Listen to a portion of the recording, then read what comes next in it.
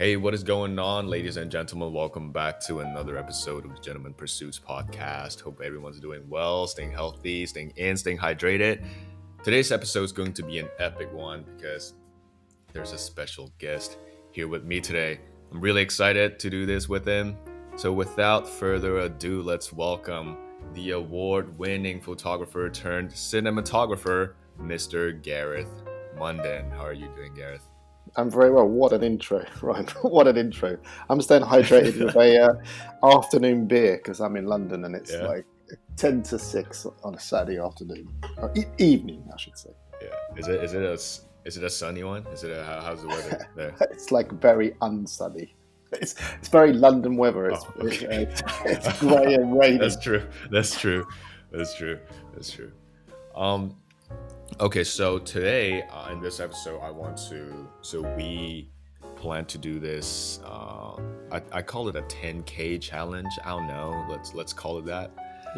So basically, we compiled a list of watch for each category. There's dress watch, there's aviation watch, there's also sports watch, and then in each category we have in total we have 10,000 pounds to work with. Thank you for And thank you for doing the pound, by the way. I mean, let's do a little bit more, right? So why not? So we have 10K in total, and in each category we're gonna pick out like 3 to 4 watches, and then we send each other a list and we try to guess what each other picked. So you know what, let's get straight into it. Fantastic. Do you want to start first? Do I want to start first? You go for it. I just want to say one thing about 10K as well. What's interesting about that figure is it's like, doesn't sound like a lot of money to spend on watches, but it's a lot of money now, isn't it? £10,000. I mean, that's the, with 10,000 pounds coronavirus. in total. Yeah, it's a lot of cash. Oh But yeah, true. Yeah.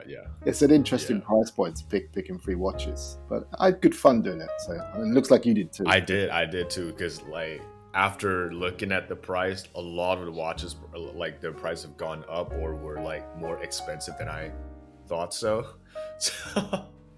Yes. So okay. Yes, you could easily spend 10. Yeah, and then I made a mistake of thinking that we have 10K to work with each category. So I went with like the JLC reverse. I was like, oh my bad. I saw that. That was very nice. It was a very nice list, though. Yeah. Okay.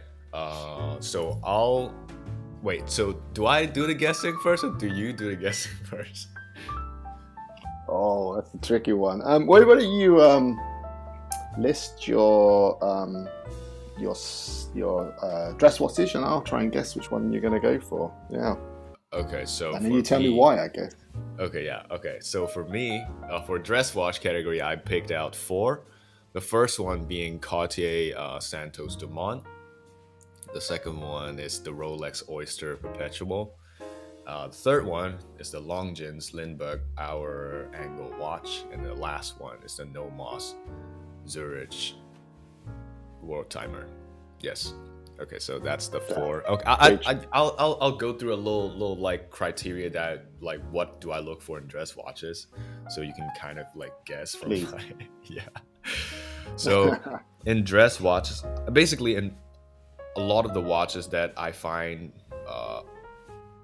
like attractive or whatever, so I would want them to be versatile in terms of pairing my outfit. I don't want a dress watch that's super dressy that I can only wear with suit and tie.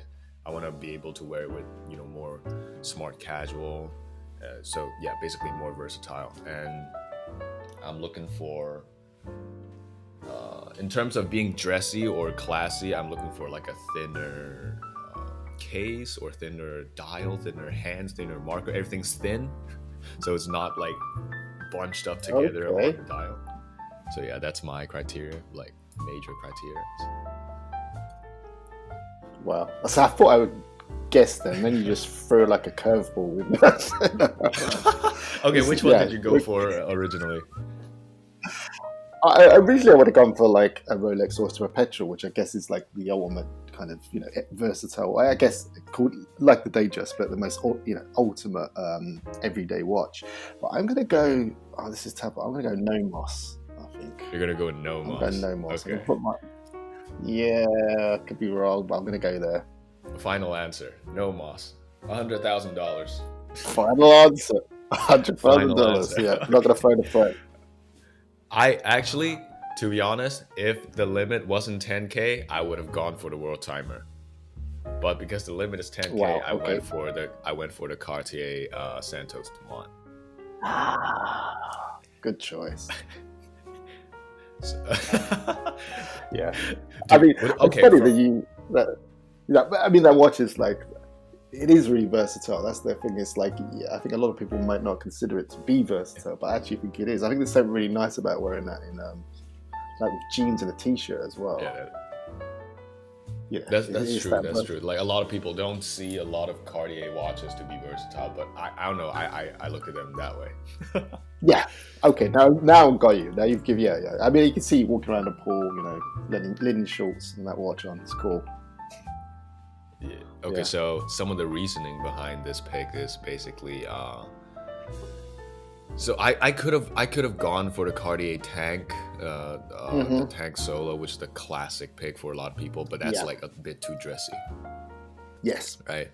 And there's two versions of the Cartier Santos. The smaller one, I think, is at like 27 millimeters. The larger one's at 31.4, which is a really small watch, which is nice. I feel like in dress watches, you don't want the watch to overpower what you're Yeah. wearing.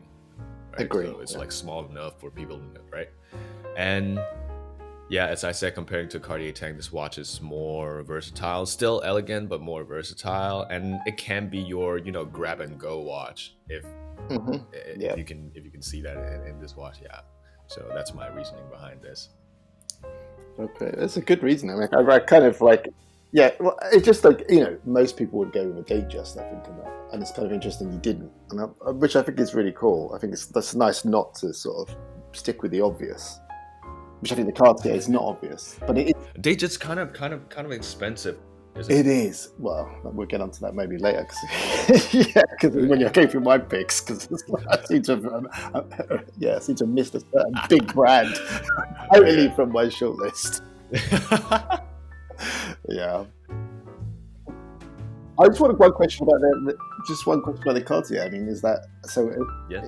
There was a quartz movement in one of those watches. Is this one the quartz watch? Which is an automatic. I think it's an automatic, Okay. if I recall correctly. I've thrown you a curveball. I'm sorry. I should have I told. think it's automatic. Yeah, still, I think it's automatic. Yeah, I think it's it's a automatic. cool watch. It's such a cool watch. Okay, should I go through my dress watches then? Wait, no, it's a quartz. It's a quartz. It's a quartz. My bad. No, I think I just think something in the back of my mind was like, there you go. So I've also put a quartz watch in my dress watch collection as well. So my dress watch is, and it can give you a clue of what kind of, because it's like one of them. I mean, there's one that's in two categories. Okay, I put it in two categories, which is like because it gives you, I don't have the black. Yeah, I don't have a suit, so it's like that's kind of my level of dress. So there you go. The kind of guy I am. It's totally fine. Like you define. Yeah, exactly. So my first pick would be a Tudor in the list, Tudor Black Bay 36. The second is Grand Seiko Quartz SBG V245. These are tricky references, and the second is also, and the second is third is a Grand Seiko as well, and that's the mechanical SBGR 289J. So there you go. That's my choice. Yep. Okay. Go on, have a guess.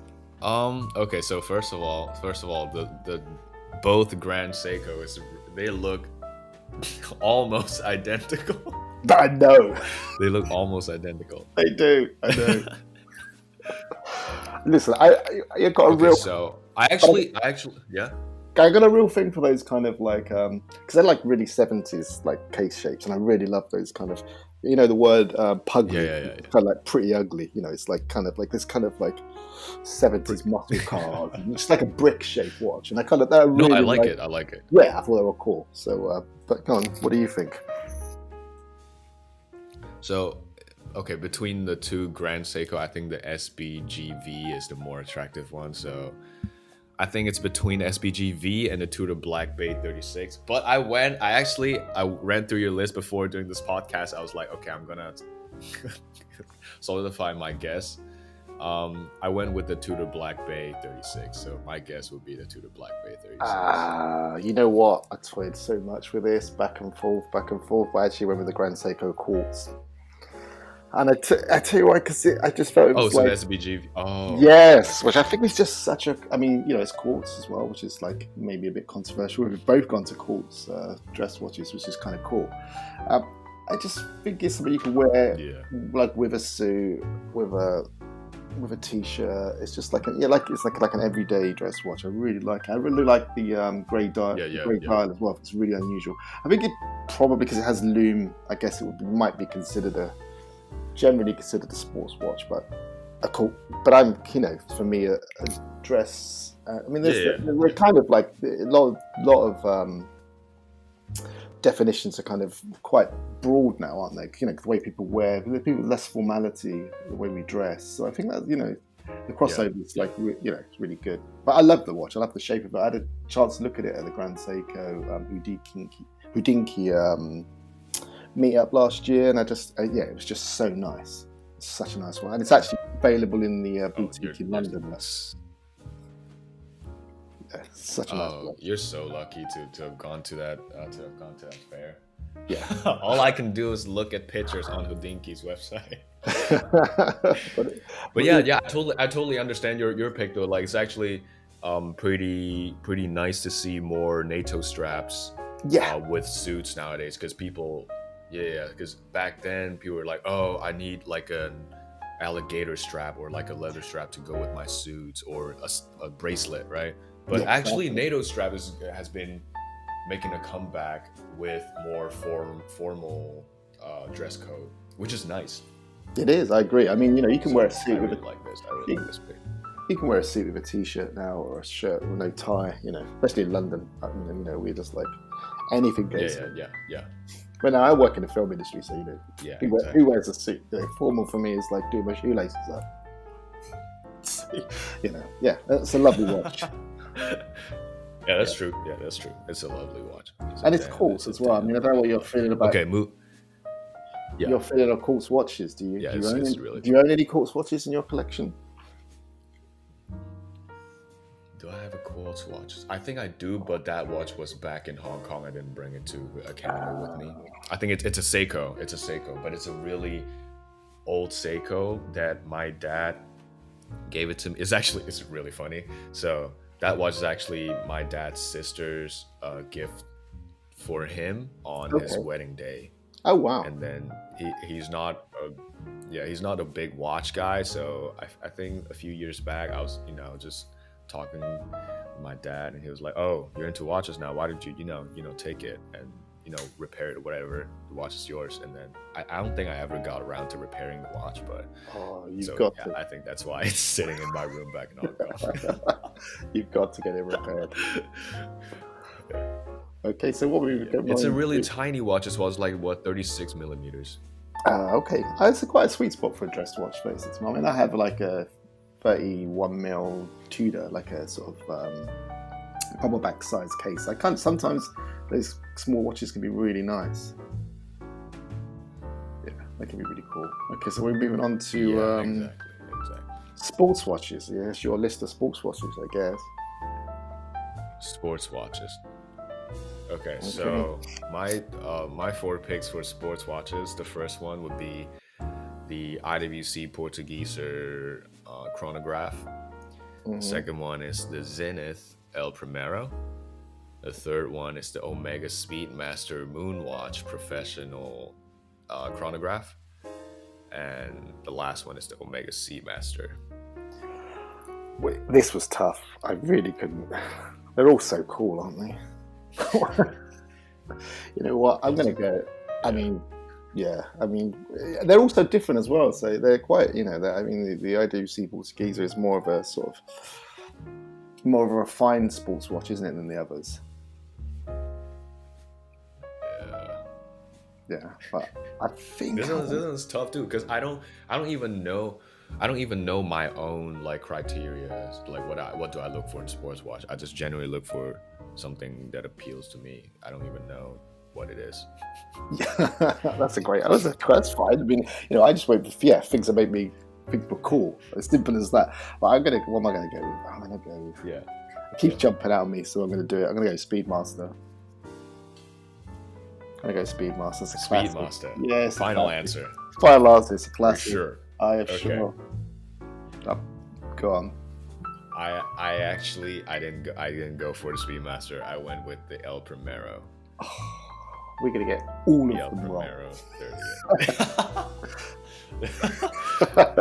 No, I think for the aviation you're gonna get it right because that watch is like quite an anomaly.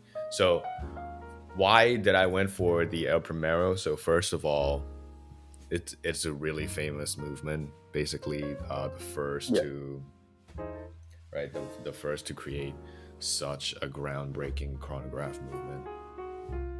Yeah, And so it's the it has a first really automatic beautiful as well. Yeah. yeah, first automatic, and then it has a really beautiful design. I can't quite pinpoint why it's beautiful, but it's just really, you know, shiny and colorful. I love that answer. Shiny and That's the colourful. reasoning I went It- with. Yeah. It's it's also kind of really kind of timeless as well, which I really like. It still looks really. I mean, it's like '69, isn't it? So it's still really cool now, really relevant. Yeah. Yeah, it's a great watch. Yeah. They're all good choices. The IWC, I think, is the most not me of that choice, but I still think that's a cool watch. But the El Primero is really nice. Yeah, it's a really nice. Yeah, so it's kind of like Yeah. the colors are really nice on those faces as well. The dials are cool. Exactly. Yeah. And the open case back is just beautiful. I love open case backs. Yeah. Do I love open? That's a good question. Do I love it? Well, it's okay. I never really look at them. So, I mean, they are cool, I guess. Yeah. But, yeah. I mean, yeah. I, It's I would have gone Moonwatch. I think. Yeah. That gone. that four, I would have picked the Moonwatch. Yeah, because Ah, it's like I okay. love moon stuff, space stuff, and I think it's something you can wear forever. Yeah. And It's just Moonwatch such a is cool watch. also it's also timeless because Yeah. you can see Omega keep pumping out different versions of Moonwatches. Now you know that people love Moonwatches. I think there's like way too many versions of the Moonwatch, isn't there?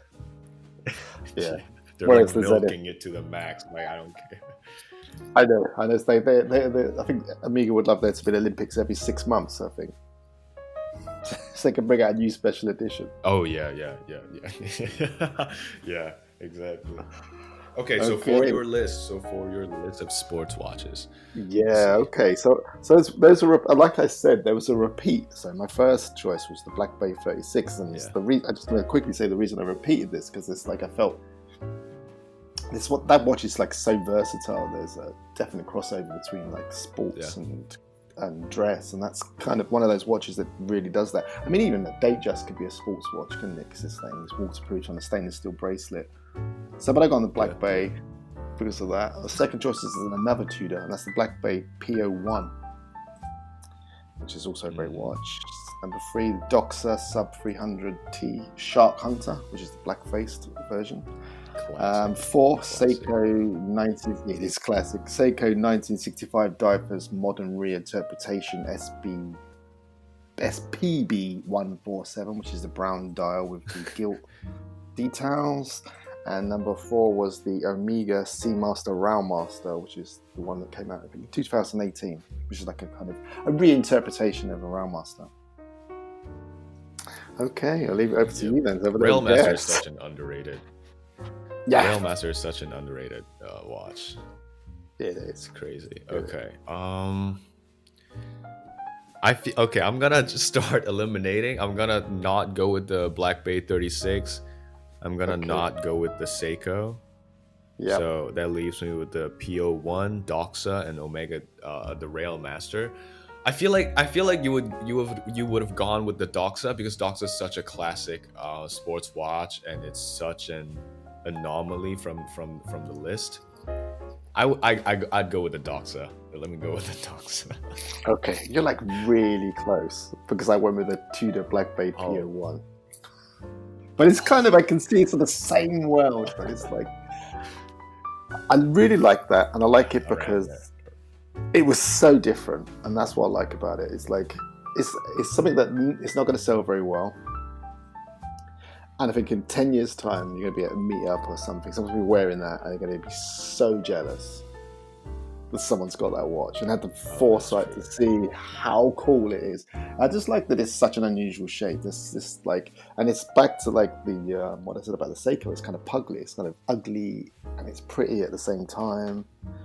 It's a big tall watch. I know the Yeah. Crown 4 o'clock is a bit of a Seiko thing. I think it really works. It's a little bit fake Tina. You know what? My second choice was going to be actually would have been would have been the Railmaster. That was what I was kind of Oh, back and forth actually. with. Yeah, I was kind of about those two watches. Okay. Okay. I love them both. I mean, Doxer I do really love as well, but because I had 10 grand to spend, remember? So it's like if I got 10 grand, I can get the Tudor or the Railmaster. But yeah, I think the Tudor is just so unusual, such an unusual shape. I mean, it got a lot of hate, didn't it? A lot of hate. Also, because one thing about this PO1 is that because my wrist is super thin, Yeah, so I wouldn't have gone for this watch. This has huge lugs. it That's does. I gonna know. completely destroy my wrist. So I can see the appeal. Like it's definitely like unusually pretty. Yeah, Actually, I'd yeah, go for that's that what. unusually Yeah, pretty, but I wouldn't have gone for exactly. it. Yeah. I think also I'm like kind of person who don't really care about practicality. So maybe it's too big, but who cares? I just rock it anyway. That's true. That's true. That's true. Like I can totally. You know what this watch reminds me of? This watch reminds me of the oh damn, the Submariner. No, the Sea Dweller with the Yeah, is it the Sea Dweller with the gas valve? Damn, yeah, yeah. what's that So called? Submariner with the gas valve. it is a Yeah, sea dweller. it's Yeah, kind of like fake yeah, as yeah, well. yeah. It does. I mean, also it's a bit like the Amiga. There's it Propoff as well, which is also a really kind of weird shaped watch, an unusual dive watch, which I really like as well. But that's the thing that's Yeah, massive. It's even bigger. But yeah, I just thought the Tudor was interesting, yeah, and it yeah, was yeah. just like I mean, I didn't understand when the pictures first came out. Everyone hated it. I didn't understand that at all. It's like, why'd you hate this? And I think it's because everyone just wanted a 1950s sub for like £2,000.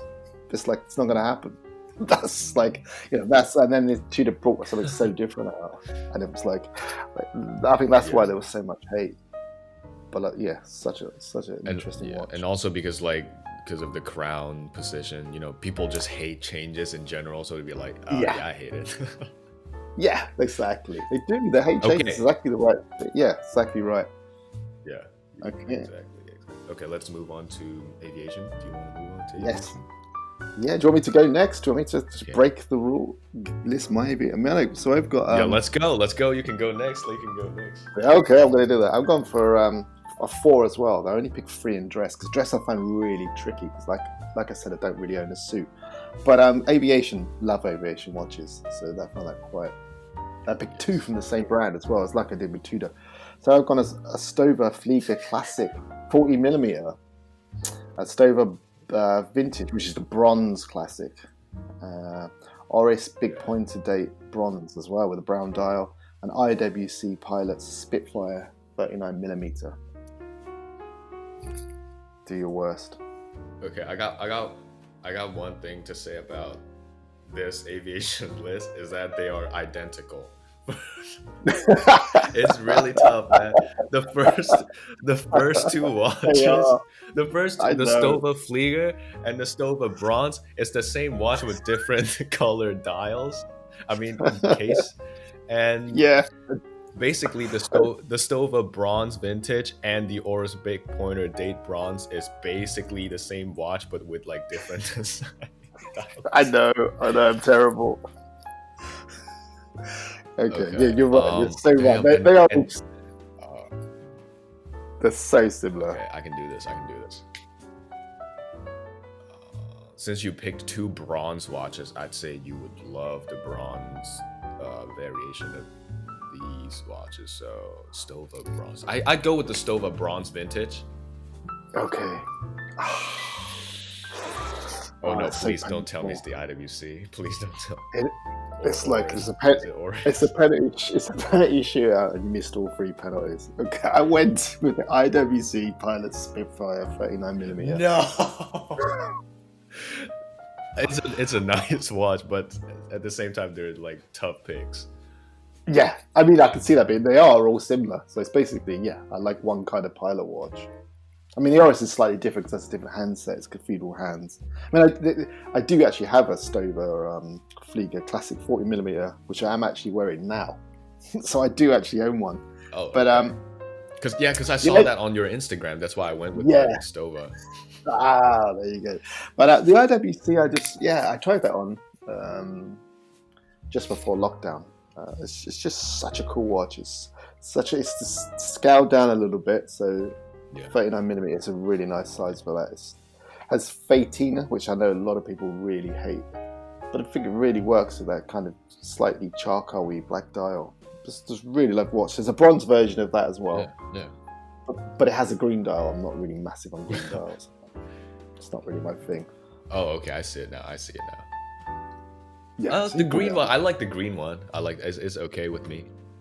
Okay, good for you. We'll get one each. You have the one. I have the green, the other one. But it's just. I really like identity watches. I think they're really nice. I mean, Big Pilot is cool. I couldn't imagine that is like 46mm, isn't it? Or something, which is like ludicrous. Oh But yeah. this, Yeah. the scaled down Spitfires, it just really works. It's just a really classic, and this is like something you can wear every day. It's like a throw-on watch you can wear every day. It comes on a canvas strap. It's like a really nicely built, Yep. and it's actually, I think, the first time now they've started to use their own in-house movements on their pilot watches as well, which is like, Okay. yeah, I think it's always been a bit of a sort of bone of contention for me. It's like a Solita movement in a sort of £5,000 watch when you could buy like an Oris for like £1,500 with the same movement. Basically, that was always a kind of Okay. Yeah, so, but I like the IWC though. It's really nice. It's really nice. Spitfire. yeah, It's also such a gnarly name for a watch. Spitfire. yeah. Like for It the is. plane, for the fighter, I guess, yeah, the fighter, yeah, Spitfire, because they have guns before, like completely adopting the name for a watch is just crazy. Yeah, it's pretty bold. Yeah, it's a great watch as well. It's So really bold. so if you see my list, if you're bold enough to do the math on my list, you'll see I've gone over budget by £80. I know I'm gonna on the It's naughty cool. step. It's cool. But it's like I tried, I go back and forth, but You're I tried to make it work. That's why It's cool. I couldn't go with the Railmaster. It was too expensive. But the Railmaster is another watch. I think a bit like the Railmaster as well, like the PO1. When I go back to my sports watches, that's the watch that you're not going to see very often, but you'll see in 10 years and think, oh, why didn't I think of that being a cool watch? Why didn't anyone love that watch? I mean, yeah. Or you can just buy everything if you Yeah, if I sell some vital organs. But okay, so your aviation is like so different from mine.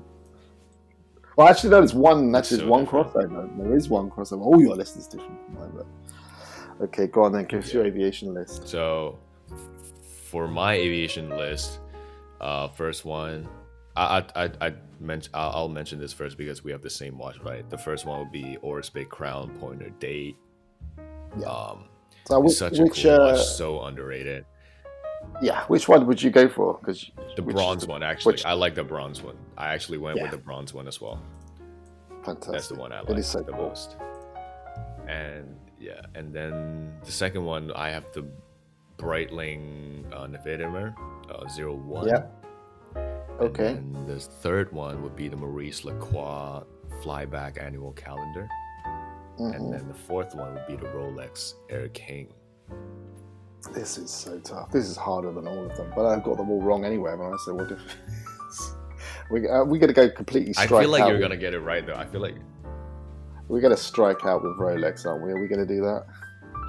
Or am I going to go? Am I going to go Rolex? are you gonna go with the Rolex? Are you sure? Are you sure? Are you gonna go with the I'm Rolex? going to go with Rolex. So we're going to, because we could go and not pick a single Rolex, which would be quite interesting.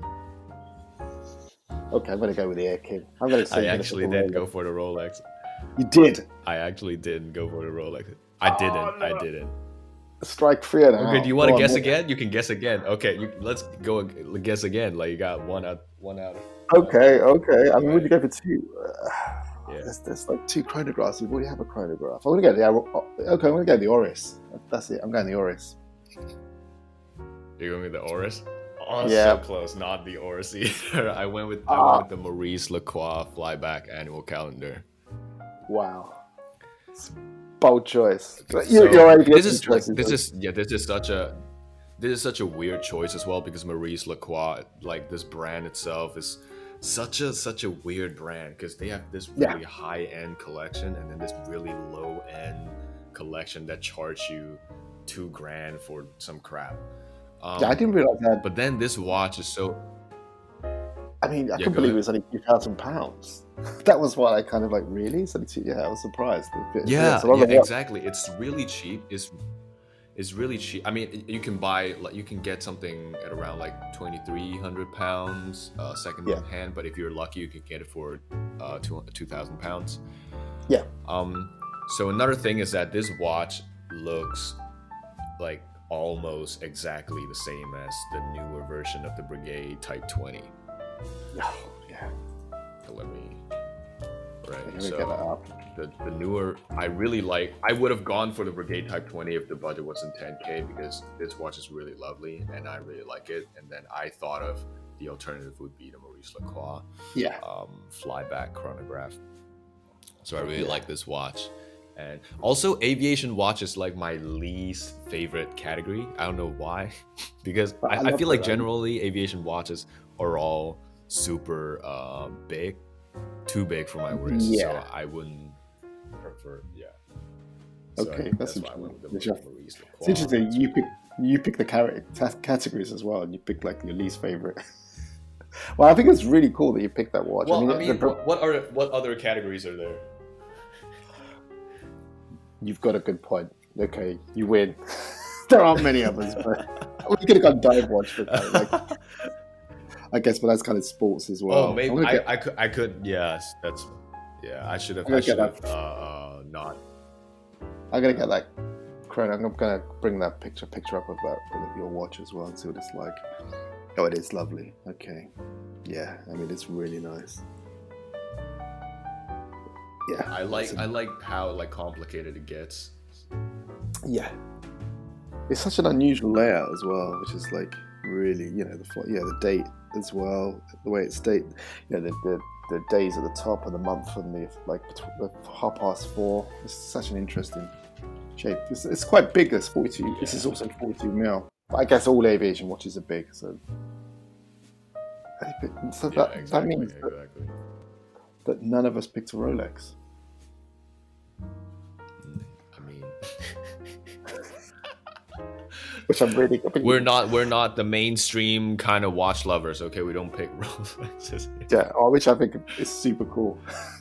It's like it's really obvious to go. No, actually, I would have gone. I would have gone for a few Rolexes, but the budget didn't allow us to pick Rolexes. No, except for the Air King. So what do you say the Air King is that? Were you thinking of the one with the green, the numerals with all the fives everywhere?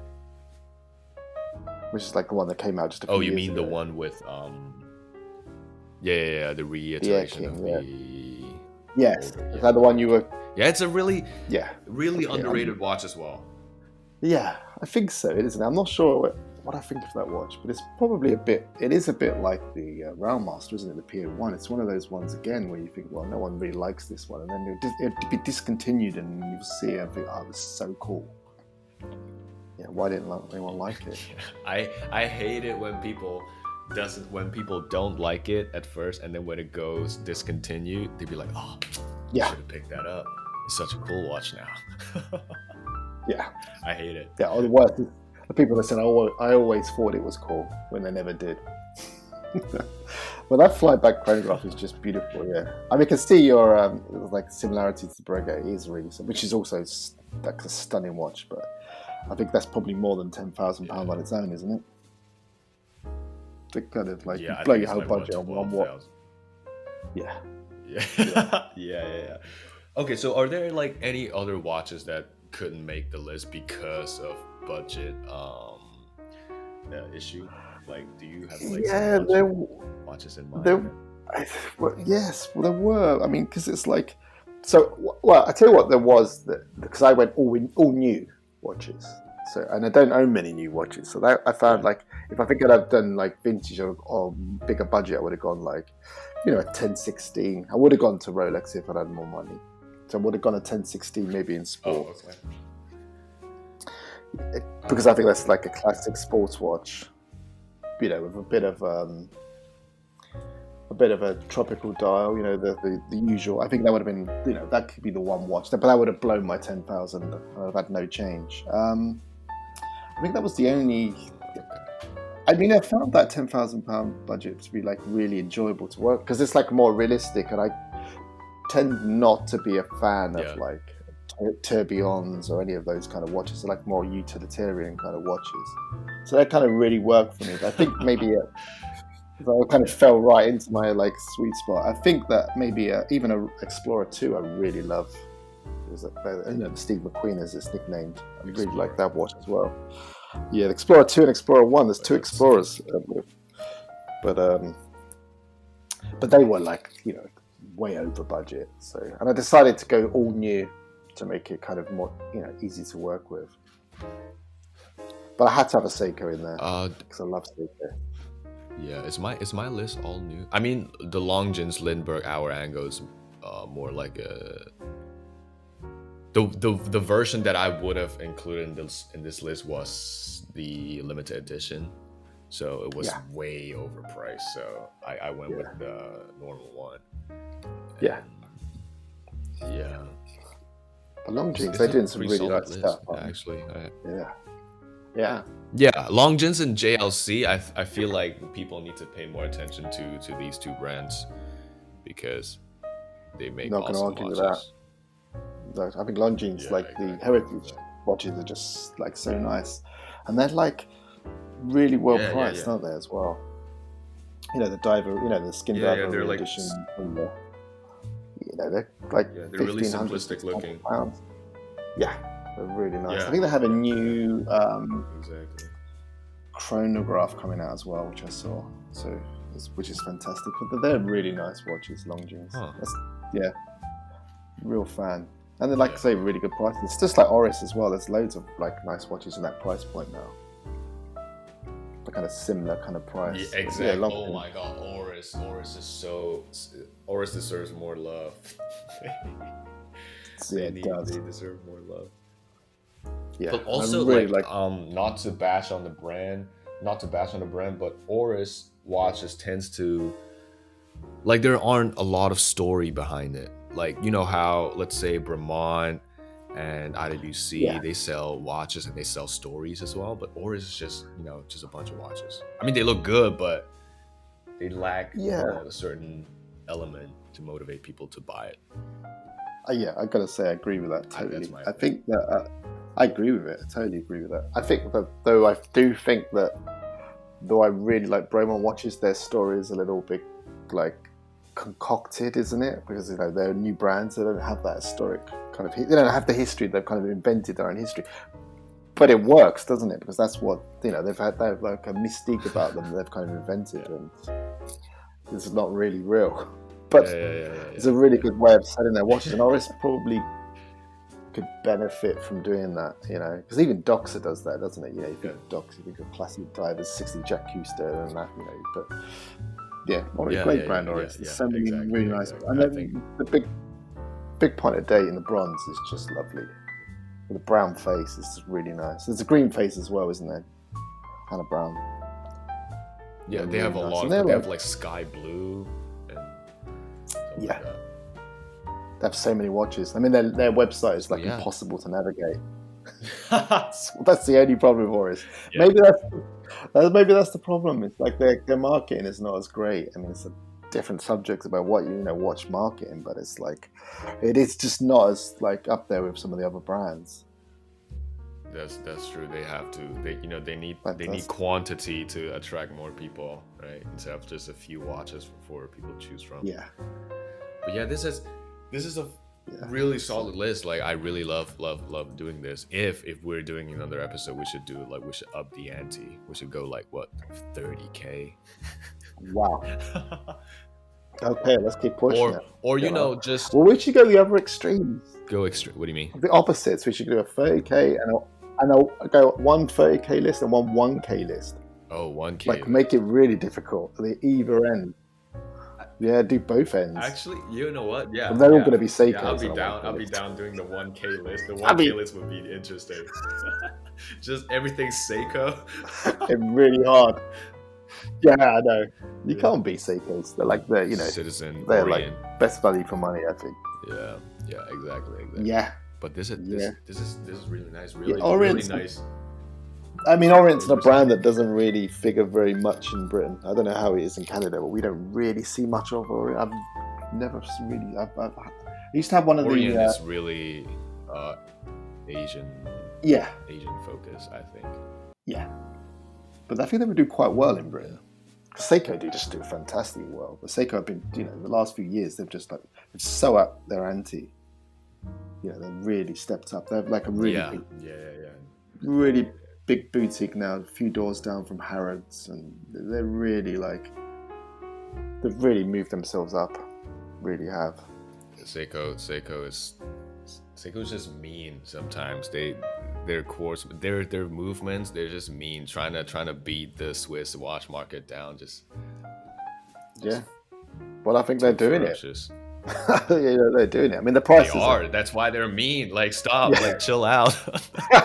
No, yeah, they're not going to stop until it's like, they're not going to stop. But I mean, that's cool. A bit of competition. What's wrong with that? It's the Swiss. I mean, there's nothing wrong, but also, that's the thing though. Still, like, even though, let's say us watch lovers, we know that Seiko is like turning into this watch giant in not only in Asia but worldwide. But the thing is, for non-watch lovers, they're still they still view Seiko as like, oh, it's just a third, like not even secondary, but like a third tier brand for cheap watches. They don't produce high-end watches. It's so hard. They need to work really hard to break through that stigma. Yeah, I guess that's a painful.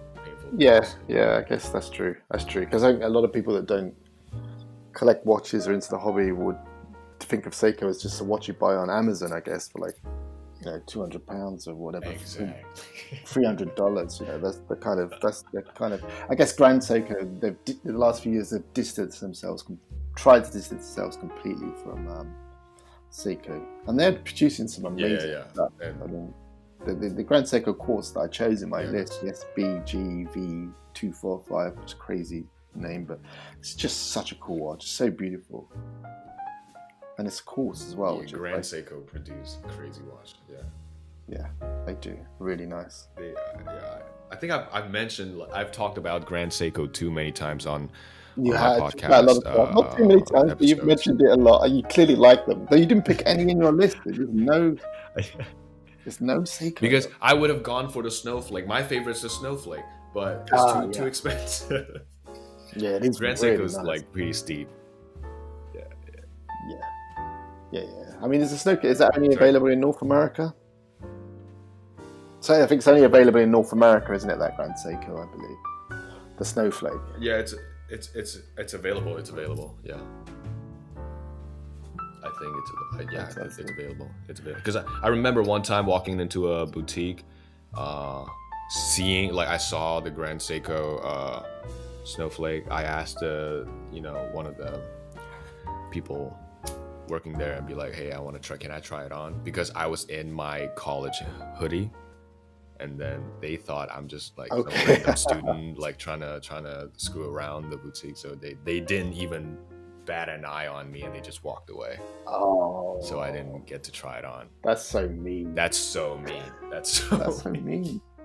yeah. Yeah, so that's boutiques. I tell you what, this is a really, I mean, that's another podcast even, but that whole like attitude of like judging people shopping for watches, you no idea who you're dealing with anymore. The way people dress, you could be a billionaire, tech billionaire wearing like Right?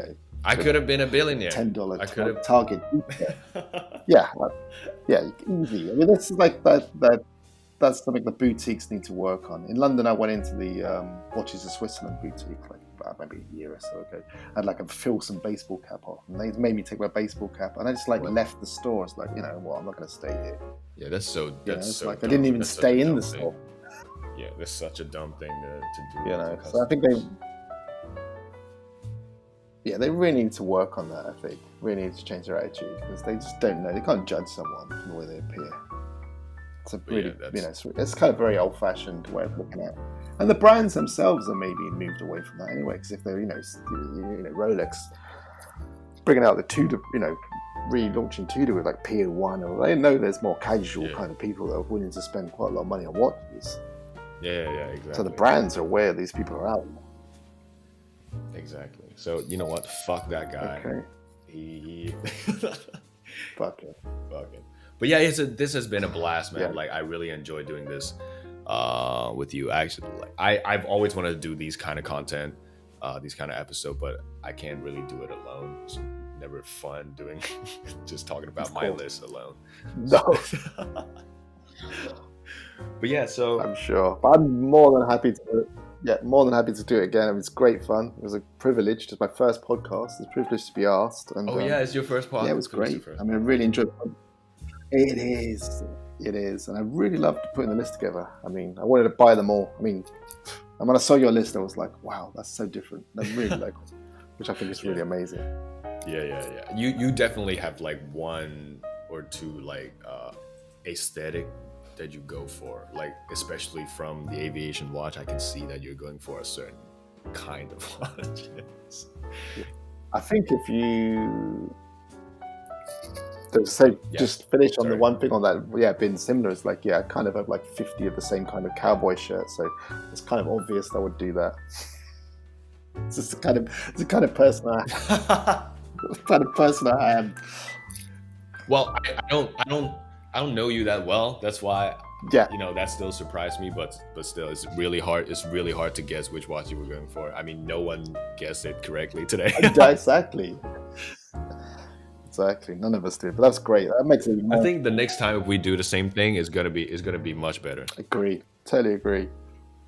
Okay, so I'm gonna end the podcast episode here. It's once again, like, what a pleasure to have you on the podcast, to have Mr. Gareth Munden on the podcast here with me today. It's really fun talking to you, really fun comparing the list. I think we can do it again. As we said, we can do it like a 1K, a 30K, whatever. But yes, thank you so much for coming here on the podcast with me today. Hope you liked it. Hope you liked the experience. It's your first podcast. I hope I didn't ruin the podcast experience for you. No, you didn't. It was an absolute pleasure, Ryan. I really, really enjoyed it. It was a real pleasure. Thank you so much for inviting me. It was really good fun. Okay, so thank you once again. Thank you for staying with us, guys. Make sure to go follow Gentleman Pursuit podcast on Spotify. Subscribe to the Gentleman Pursuit YouTube channel. We have the latest Gentleman's Discourse episode uploaded yesterday, so definitely go check that out. So thank you guys for staying with us this whole podcast, and I'll see you in the next episode.